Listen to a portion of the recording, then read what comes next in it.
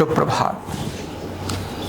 आज बहुत महत्वपूर्ण दिन है और आज है बुद्ध पूर्णिमा यानी बैसाख पूर्णिमा। तो आप सभी को बुद्ध पूर्णिमा की, भगवान के 9वें अवतार जिनको हम कहते हैं ऐसे महात्मा बुद्ध, उनकी बुद्ध जयंती की आप सभी को ढेर सारी शुभकामनाएं। बुद्ध के बारे में अनेक सारी चीजें हमको सुनने को मिलती हैं और बहुत बार ये लगता है कि बुद्ध यानी कहीं बाहर वाले हैं। कभी हम देखते हैं जापान बुद्धों का देश है, ऐसे सुनते हैं। जापान किसका देश है? बुद्धों का देश है। चाइना के अंदर भी चले जाएं तो वहां भी बुद्ध का ही बहुत बड़ा अधिक्रम था। ऐसे अनेक देश दुनिया के, इनके अंदर महात्मा बुद्ध ही हैं। और दुनिया में सबसे अधिक प्रतिमाएं अगर किसी की मिलती हैं, प्रतिमा यानी मूर्ति, छोटी से छोटी और बड़ी से बड़ी, तो वो किसकी मिलती है? महात्मा बुद्ध की मिलती है। महात्मा बुद्ध जब कहते हैं बौद्ध धर्म, ऐसे जब बोलते हैं तो हमको लगता है बौद्ध धर्म मतलब कुछ बाहर की चीज नहीं। कुछ सत्यताएं हैं जिनको लोगों को जानना बहुत जरूरी है और महात्मा बुद्ध के बारे में भी जानना बहुत जरूरी है। और आज का दिन क्यों महत्वपूर्ण है ये भी जानना बहुत जरूरी है। आज का दिन एक बहुत खास संदेश भी देता है, इसके बारे में भी मैं आपको बताऊंगा। पहले महात्मा बुद्ध कौन थे, इनके बारे में, उनके बचपन के बारे में जानते हैं। तो ईसवी से यानी 2000 अभी चल रहा है ना 24, तो ईसा से लगभग 583 वर्ष पहले जब ये पूरा भारत था, यानी अभी हम देखें थोड़े समय पहले तो पाकिस्तान, अफगानिस्तान ये सब बने, लेकिन ये सब तो सारा भारत ही था। तो उस समय पर भारत का ये हिमालयन क्षेत्र जिसको हम नेपाल बोलते हैं, इस नेपाल के कपिलवस्तु राज्य में, यानी जो लुम्बिनी नाम का स्थान है, वहां पर महाराजा शुद्धोधन और जो देवी थी उनकी माता थी, उनका नाम था महामाया। उनके परिवार में उनका जन्म हुआ। वो राजा थे, संतान पैदा हुई, होते ही ज्योतिषियों को दिखाते ही, भारत की परंपरा रही है।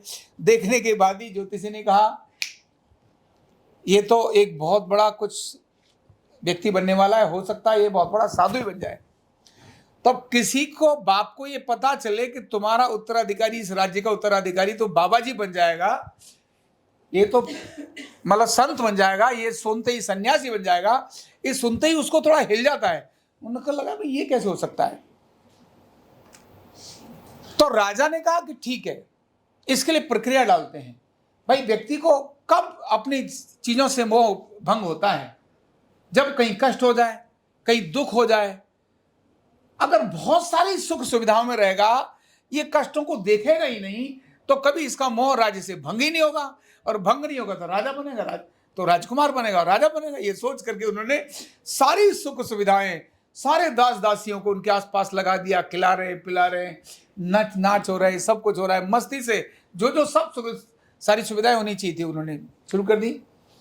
इसके बाद एक बहुत सुंदर सी राजकुमारी, अभी उनकी उम्र 16 साल ही हुई थी, एक सुंदर सी राजकुमारी लाकर और उनके साथ उनका विवाह भी कर दिया। जब विवाह हो गया, राजकुमारी के साथ रहने लगे, सब राज्य का जो सुख और आनंद था इसके अलावा कुछ देखा ही नहीं, तो उसी में बढ़ रहे थे। एक उनके पुत्र भी पैदा हो गया। इसके बाद राजा को लगा अब तो बड़ा हो गया, अब तो जरा घूमने दो बाहर, अभी क्या दिक्कत है। तो जब ये बाहर जाने लगे अपने जो रथ पर, तो जाते जाते वहां एक व्यक्ति जिसका मर गया था, उसको सबको लेके जा रहे थे, और जाते ही तो कहते हैं राम राम सत्य, राम राम सत्य। तो उससे पहले एक व्यक्ति मिला जो ऐसे लाठी टेक कर जा रहा था। तो इन्होंने अभी तक तो ऐसा कोई व्यक्ति देखा ही नहीं था, बड़ा बुजुर्ग, जिससे इनके शरीर के अंदर कोई कष्ट आए। इन्होंने पूछा इसको क्या हुआ, कोई बीमारी हो गई है क्या? बोले नहीं, बीमारी तो कुछ नहीं है। तो वो बोले ये क्यों ऐसा चल रहा है? बोले महाराज ये बूढ़ा हो गया है, इसकी उम्र बहुत ज्यादा हो गई है। बोले तो उम्र हो गई तो इससे क्या लेना देना, ऐसे क्यों झुककर चल रहा है? बोले नहीं, जब बुढ़ापा आता है, उम्र ज्यादा हो जाती है, तो झुककर चलना ही हो जाता है। बहुत बार शरीर काम नहीं देता, घुटने कमर काम नहीं देती है, तो ऐसी हो जाता है। तो उन्होंने कहा क्या ये मुझे भी बुढ़ापा आएगा? बोले कैसी बात कर रहे हैं, ये तो सबको आना है, जो भी पैदा हुआ उसको बुढ़ापा आना ही है। जिंदगी जब तक मरेगा नहीं, लंबा जिएगा तो बुढ़ापा आ जाएगा। बोले अच्छा, इसका मतलब मुझे भी बुढ़ापा आ सकता है। अभी तो उन्होंने कभी देखा ही नहीं था इतना सारा कष्ट, लंगड़ाते लंगड़ाते जाना। थोड़ा और आगे चले तो एक व्यक्ति जो मरा हुआ था उसको लेके जा रहे थे, राम राम सत्य। उन्होंने पूछा रुको रुको, ये लोग इसको अपने कंधे पर किसी को उठा के ले जा रहे हैं, ये क्या है? क्योंकि देखा ही नहीं था किसी की मृत्यु होती है, कष्ट नहीं देखा था, देखा ही नहीं था एकदम। फिर उन्होंने पूछा कि भाई ये क्या है? तो उन्होंने कहा कि महाराज एक व्यक्ति मर गया है और इसको ये संस्कार करने के लिए लेके जा रहे हैं। जब वो संस्कार करने लेके जा रहे हैं, ये उन्होंने सुना, बोले मर गया? क्या मतलब?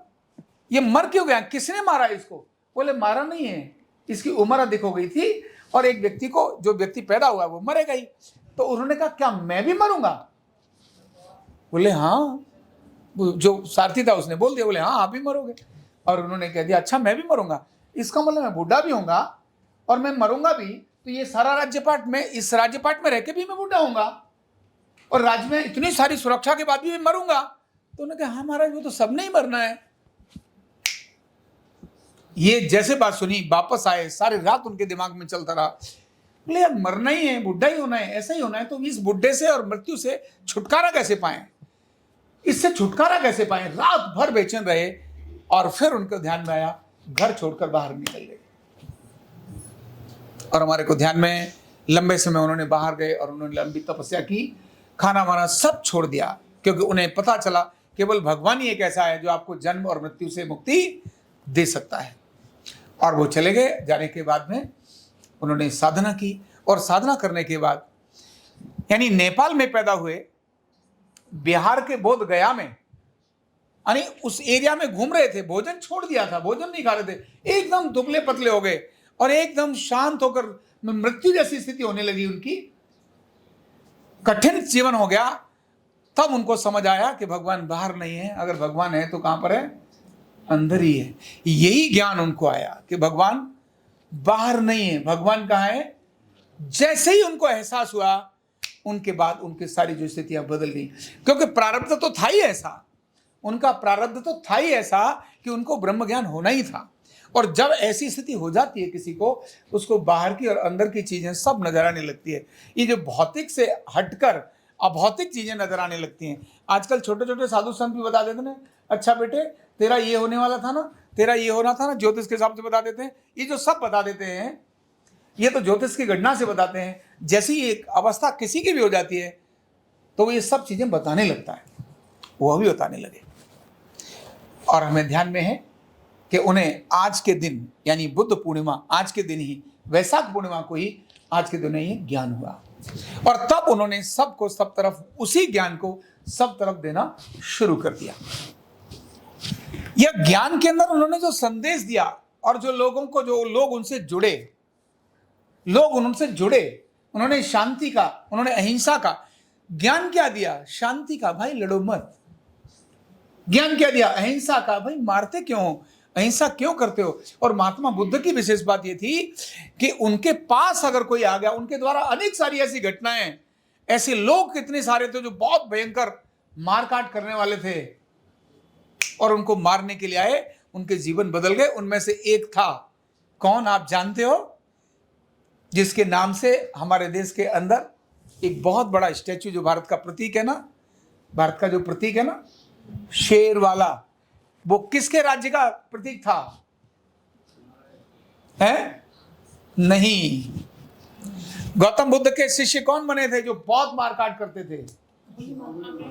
हैं? नहीं, अशोक। ये चिन्ह भी अशोक का ही चिन्ह बोलते। क्या बोलते? अशोक। वो जो सब तरफ मारकाट करता था, उस अशोक को, भयंकर क्रांति करने वाले व्यक्ति को जीवन परिवर्तन करने वाले कौन थे? महात्मा बुद्ध ही थे। महात्मा बुद्ध ही थे।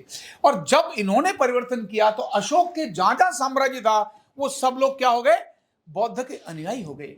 आज सबसे बड़ा उत्सव, ये बुद्ध पूर्णिमा सबसे बड़ा उत्सव है। वैशाख पूर्णिमा अनेक अनेक नामों से जाना जाता है। सारे देश और सारी दुनिया के अंदर ये फैल गया। चाइना भी हो गया, जापान भी हो गया, और इधर भी दक्षिण के अनेक सारे देशों के अंदर बुद्ध के अनुयायी बन गए, क्योंकि वो सभी अंदर से दुखी थे, अंदर से पीड़ित थे। उन्हें जब बुद्ध का सानिध्य मिला तो शांति मिली। सबको शांति चाहिए, सबको सुख चाहिए, सबको आनंद चाहिए। ये अहिंसा करने से ही होगा। हिंसा करने से आनंद नहीं मिलेगा। अहिंसा करने से, तो अहिंसा का, शांति का संदेश देने लगे बुद्ध।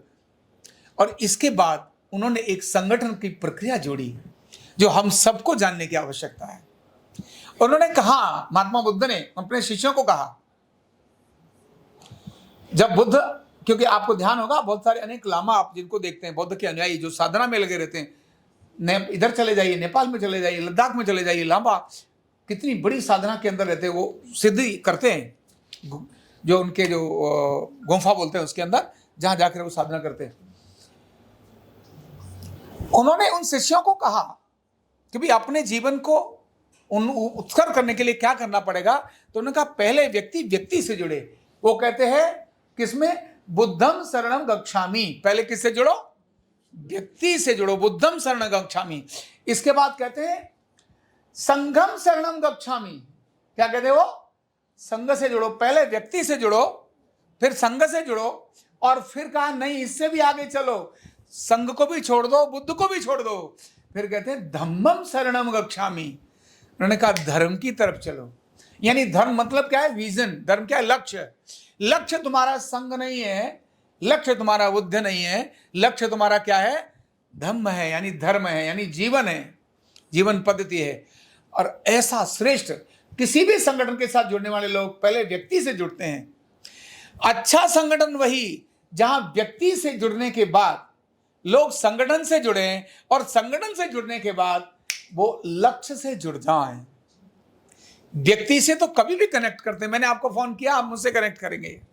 मैंने आपको पढ़ाया, आप मुझसे कनेक्ट करेंगे। तो मुझसे कनेक्ट किया, मैं भी हट गया, मैं नहीं रहा तो भी आरोग्य पीठ के रहे, और आरोग्य पीठ भी नहीं रहा तो भी आप विजन सर्वे भवन्तु सुखिनः सर्वे सन्तु निरामयः, उस विजन की तरफ चले गए। ऐसा यूनिक संदेश महात्मा बुद्ध का आज हमको जानने की आवश्यकता है। यानी कितना अद्भुत। तो भारतीय संस्कृति के अद्भुत प्रतीक महात्मा बुद्ध, भारतीय संस्कृति के अद्भुत प्रतीक महात्मा बुद्ध, जिनके बारे में हमें जानना, उनके संदेश के बारे में उन्हें जानना और उनकी प्रेरणा के बारे में जानना, यह आज बहुत आवश्यक है। बुद्ध के नाम पर अनेक सारे लोग क्लैश करते हैं, जाति के नाम पर। उन्हें पता ही नहीं है बुद्ध क्या है। वो कहते अच्छा तू बुद्ध है, हम तो बुद्ध हो गए। तो बुद्ध हो गए मतलब मारने। अरे बुद्ध का मतलब ही अहिंसा है, बुद्ध का मतलब ही शांति है, बुद्ध का मतलब लड़ाई है ही नहीं, बुद्ध का मतलब तो विद्रोह है ही नहीं। लेकिन भारत में सबसे अधिक प्रक्रिया पहले से थी, लेकिन जब स्वतंत्र भारत हुआ तब बाबा साहब अंबेडकर, उन्होंने महापरिनिर्वाण दिवस आज के दिन ही बौद्ध धर्म स्वीकार किया। तो जितने भी ऐसे लोग थे जो समाज में पीड़ित थे, उनके साथ अपने पीड़ित भाइयों को, मतलब जो समाज में पीड़ित थे, भेदभाव के कारण से पीड़ित थे, उन्होंने उन सबको भी बुद्ध बनाने की प्रक्रिया की। लेकिन उन्होंने कहा बुद्ध मतलब मैं ईसाई बन सकता था। वो क्या कहते हैं? मैं ईसाई बन सकता था, लेकिन ईसाई भारत का पंथ नहीं है, भारत के लक्ष्य को नहीं देता। मैं इस्लाम स्वीकार कर सकता था, लेकिन उनका नहीं, इस्लाम भी भारत का पंथ नहीं है। उन्होंने कहा मैं बुद्ध स्वीकार करूंगा। क्यों? मैं शांति और अहिंसा की बात कर रहा हूं। यह भारत का पंथ है, भारत के ही एक 9वें अवतार भगवान के द्वारा प्रकट किया हुआ, यह एक विष्णु के 9वें अवतार के रूप में इनको मानते हैं। यही वो पंथ है। इसीलिए बुद्ध मतलब कोई अलग नहीं, बुद्ध एक भारतीय संस्कृति का एक अद्भुत नमूना है, जो शांति का, अहिंसा का, जैसे जैन शांति का, अहिंसा का, परमार्थ का संदेश देता है, ऐसे ही भारतीय वेदों का एक ज्ञान शांति, अहिंसा और परमार्थ का काम बुद्ध भी देते हैं। तो इसलिए उनके सही वाक्य को, सही प्रेरणा को, सही ध्येय को, सही लक्ष्य को, सही दिशा को, सही ज्ञान को आज जानने की आवश्यकता है। तो यह ज्ञान बाकी लोगों को पहुंचे, इसीलिए और लोगों को भी सारी चीजों को बताएं। लगभग 80 वर्ष की उम्र में उन्होंने उत्तर प्रदेश के खुशीनगर में और अपने इस भौतिक शरीर को छोड़ दिया। और बुद्ध व्यक्ति के रूप में बुद्ध इस दुनिया में नहीं है, लेकिन विचार के रूप में बुद्ध इस दुनिया के अंदर हम सभी के बीच में विद्यमान है। इसलिए महात्मा बुद्ध की इस अद्भुत जन्मदिन, यानी सारी चीजें उनकी आज ही हैं, यानी जन्म भी आज हुआ, ज्ञान भी आज के दिन मिला और निर्माण भी आज के दिन हुआ। इसीलिए महात्मा बुद्ध जयंती पर आप सभी को बहुत बहुत शुभकामनाएं।